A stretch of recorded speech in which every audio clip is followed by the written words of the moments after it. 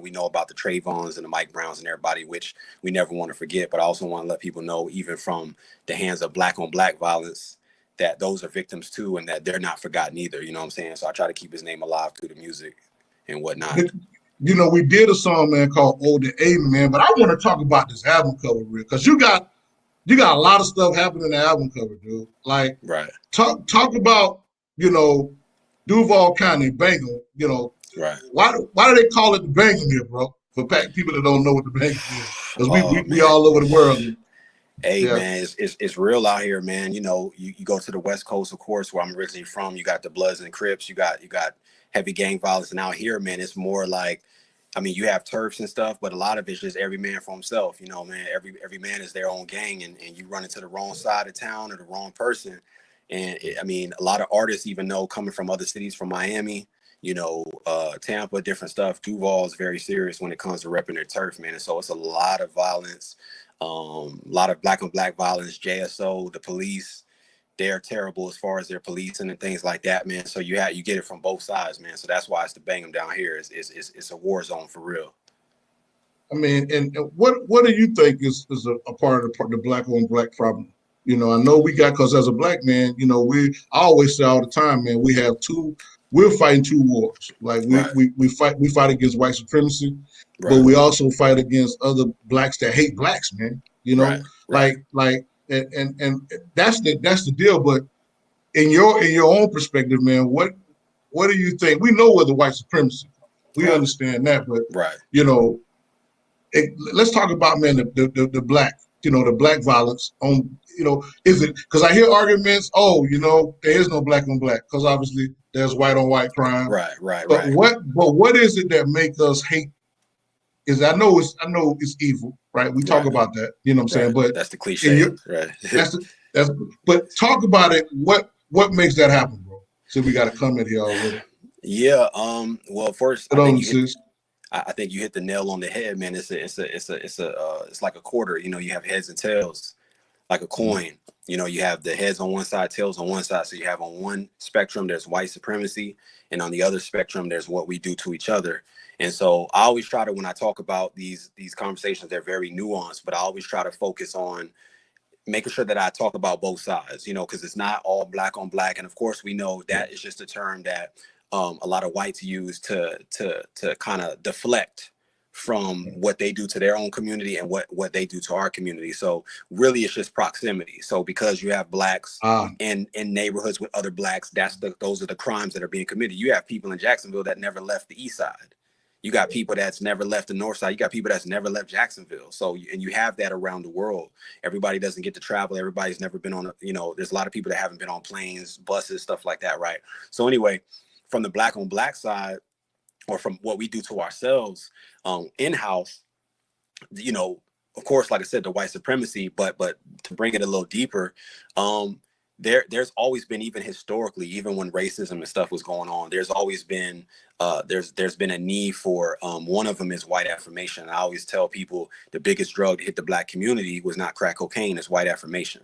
You know what I'm saying? So as bad as drugs are. Now, white affirmation. I want you to talk about white affirmation. Okay. Talk about that. So basically, the need to feel like you need to be accepted by white people, to the point to where you're willing to do anything, or to the point where you feel validated, right? So if Rico or D-Ray, whoever tells me that I'm dope, then it's like, oh, okay, cool. But if a white man tells me the same thing, it's like, now my ears are open, or now I'm ready to, now I feel validated. Where I could be a black lawyer, but if I'm a black lawyer on the white firm, then I feel like that token, that like, oh my goodness, they really accepted me, right? You see that in a lot of churches, you see that in a lot of organizations. And so the white affirmation of just needing to be accepted to the point where it's detrimental to you and it's detrimental to your community. There's nothing wrong with wanting to be accepted, wanting to be liked. We all, to a certain extent, have that. But when it goes to, you look at Martin Luther King, you look at Malcolm X, you look at people in their camps, there's always been somebody black that was willing to dime somebody out, whether that was for money, whether that was just for the purpose of saying, the government or Uncle Sam looking at them different. You've always seen that in what we typically know as the house Negro, right? You had the slaves in the field, that were working, and then you had the house Negro that felt like he wasn't a slave because he was sleeping in the master's house. He was a slave too, but he just had better treatment, so he would keep watch over the slaves. He would snitch, Now wait a minute. on different stuff like that. No, stay right there for a second. Right. That sounds like a fantasy, bro. It don't even sound like that's true, bro. Like that is that a part of history, bro?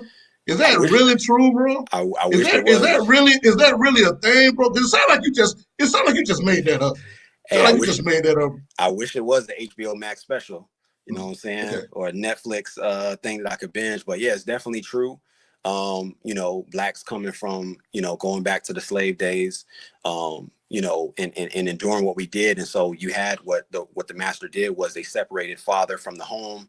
They broke up the home early, and then that became the tradition. And so you had a lot of times you had the black mother who was, whether she slept with the master or did whatever to keep her child safe. And then you had the father who would be out in the field all the time where he couldn't be a father, or he would be sent to another plantation. And so this started to go down through what we call black trauma or trauma, where the woman would be in the home, single parent. That kind of set the foundation, you know what I'm saying? And so even with all that, blacks were still able to persevere.